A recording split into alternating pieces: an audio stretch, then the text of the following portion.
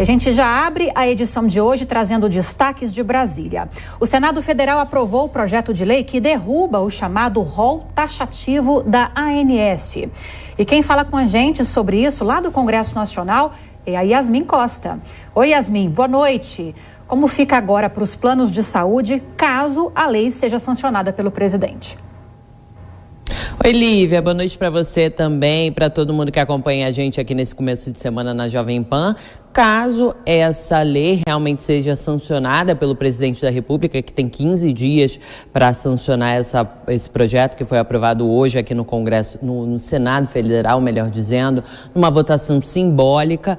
Caso isso ocorra, realmente os planos de saúde são obrigados a cobrir qualquer procedimento e tratamento prescrito por médicos e também por dentistas, mesmo que ele não esteja ali no rol da ANS, da Agência Nacional de Saúde Suplementar.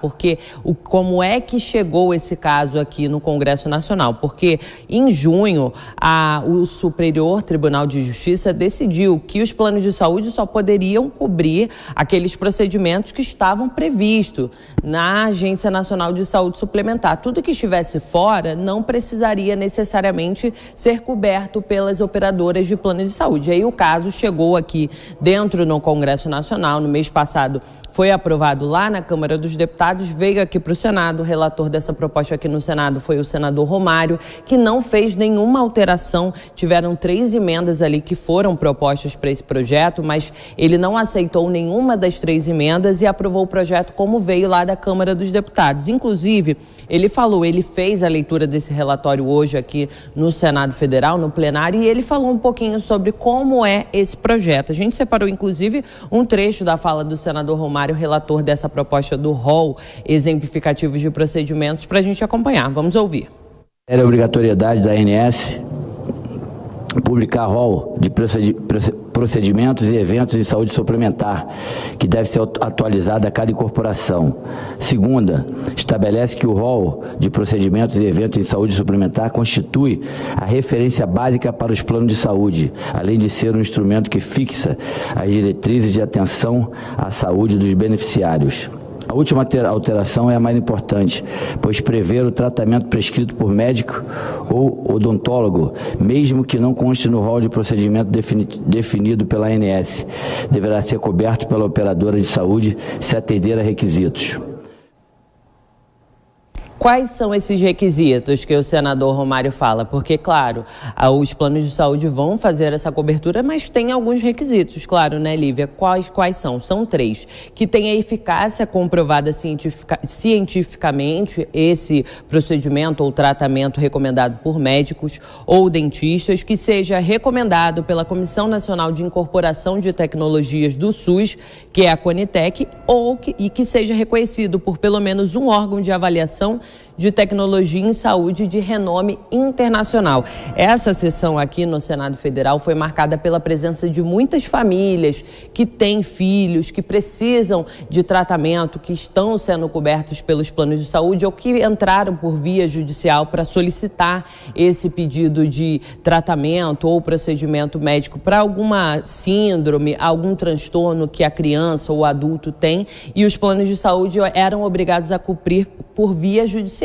Agora, com a lei, quando ela for sancionada, fica mais fácil. Eu conversei com muitas mães que dizem que isso é uma segurança para garantir ali mães de grupos de autistas, de doenças cerebrais, de síndromes cerebrais que também estavam por aqui. Me disseram que essa é uma forma de garantir que essas crianças, esses adultos tenham ali os tratamentos garantidos pelos planos de saúde, porque caso contrário eles não conseguiriam manter esses tratamentos. E aqui no Senado Federal, a maioria dos parlamentares votou a favor dessa proposta. Inclusive, o senador Rodrigo Pacheco, que é o presidente do Senado, ele enalteceu o papel do senador Romário à frente de todo esse projeto. A gente separou, inclusive, esse trecho da fala do senador Rodrigo Pacheco. Vamos acompanhar.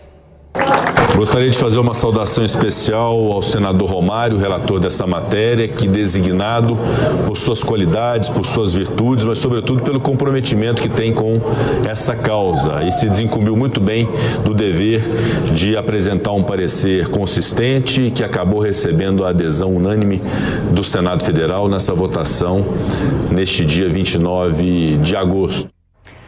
E a derrubada do rol taxativo da ANS é tema do primeiro giro de opinião aqui do Jornal Jovem Pan desta segunda-feira. Comigo hoje, Miguel Daúde e Rodrigo Constantino, de volta aos Estados Unidos. Uma ótima noite a vocês e começo logo com você então, Constantino. Como a Yasmin trouxe a informação pra gente, essa decisão do Senado fechou a decisão do Congresso Nacional pela derrubada do rol taxativo, contrariando ações que tinham sido julgadas pelo STJ e seguindo o entendimento da Câmara dos Deputados. Decisão acertada essa dos senadores, na sua opinião? Como você avalia essa decisão do Congresso?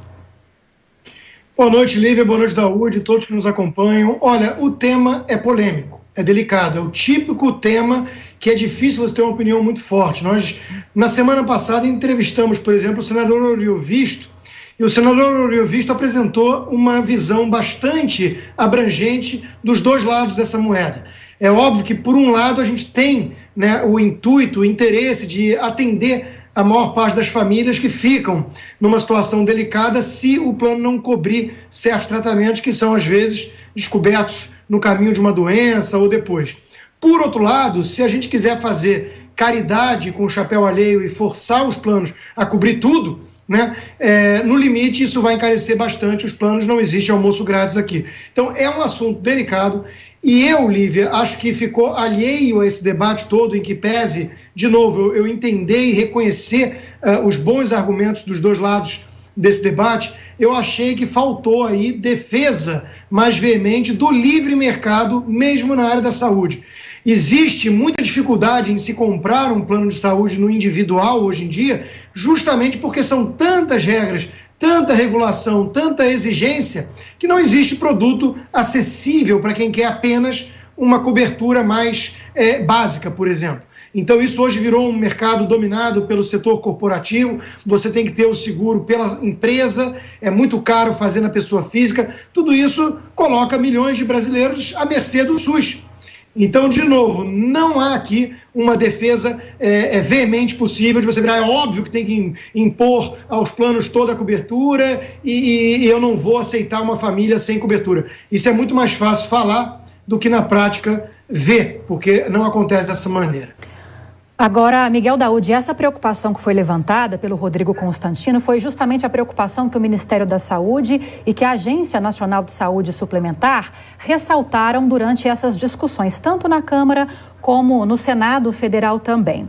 Na prática, como a Yasmin explicou para a gente, essa derrubada do rol taxativo significa que os planos de saúde vão ter de oferecer cobertura para tratamentos, ainda que eles não estejam previstos nesse rol fixo da ANS. Queria ouvir a sua opinião em relação a essa decisão do Congresso Nacional e de que forma essa decisão, sendo ela, claro, sancionada pelo presidente, pode ficar bem equilibrada, atendendo tanto os usuários como também as operadoras, para não ficarem sobrecarregadas e aumentarem os custos para os usuários também. Boa noite, Lívia. Boa noite, Constantino.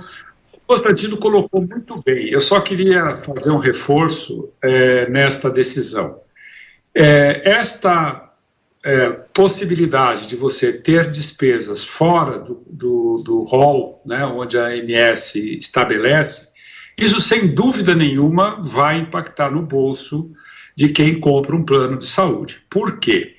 Nós temos, em linha geral, dois modelos atuariais de plano de saúde. O modelo que é o sistema de contribuição, em que você paga um valor de acordo com a sua idade, de acordo com o seu risco, e esse modelo constitui um fundo, que esse fundo faz face a umas despesas já pré-determinadas. Esse é um modelo. E o outro modelo é o sistema de distribuição, quer dizer, as pessoas têm uma cotização de acordo com as despesas. Então, de qualquer forma, você vai acabar aumentando o custo do atendimento médico. Atendimento médico hoje, é muito caro. Por quê? Porque os hospitais, eles têm que investir em equipamentos e esses equipamentos não têm tempo do retorno do investimento. Então, você tem uma alavanca que vai levando. Então, nesse aspecto, eu acho que, como o Constantino colocou, as pessoas voltariam para o atendimento do SUS, porque não vai ter como pagar, né? Não tem como pagar. O governo, hoje, só para a gente ter uma ideia, eu não posso deixar de citar isso, o INSS, ele cobra de nós um percentual para atendimento à saúde. Esse percentual, que seria destinado a atender a todos no sistema público de saúde, não funciona. Hoje, quem quer ter um plano de saúde, ele vai ter que acabar pagando esse tipo de plano. E aí, como isso é feito por seguradoras e por regras estabelecidas, você vai acabar pagando mais. Então, não existe equilíbrio. O equilíbrio é o aumento de custo que nós vamos ter que pagar.